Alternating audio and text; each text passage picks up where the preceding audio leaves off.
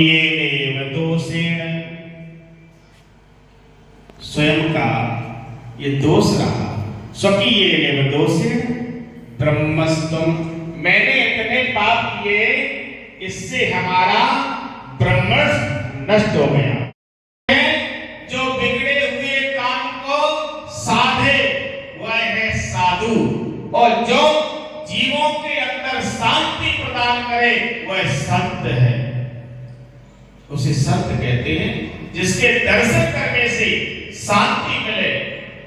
जो बिगड़े हुए कामों को साधे वह साधु है। आज गौगण जी महाराज आए, उन्होंने देखा रात्रि का समय है और इस रात्रि में यदि जाएंगे गांव में किसी व्यक्ति को जगाएंगे, रात्रि में जाएंगे तो किसी को जगाना पड़ेगा, किसी के घर पे, तो नींद खराब होगी। उसकी एक ही नहीं, सारे घर की नींद खराब हो जाएगी। वह जगेगा, पत्नी को जगाएगा, भोजन की व्यवस्था करेगा, बिस्तर करेगा, तो सबकी नींद खराब होगी। इसलिए ये कष्ट होगा। गौकर्ण जी कहते हैं अपने एक क्षणिक सुख के लिए और उनको कष्ट हो तो मैं नहीं जगाता। हमारे पिता का जो घर है, उस पिता के घर में आज रात्रि का विश्राम करेंगे, प्रातः काल सबसे मिलेंगे। जो आत्मदेव का घर था, उसी घर में गौकर्ण जी महाराज बैठ गए और बैठकर माला लेकर भजन करने लगे। माला क्यों ली? या निशा सर्वभूतानां तस्यां जागृति संयमी।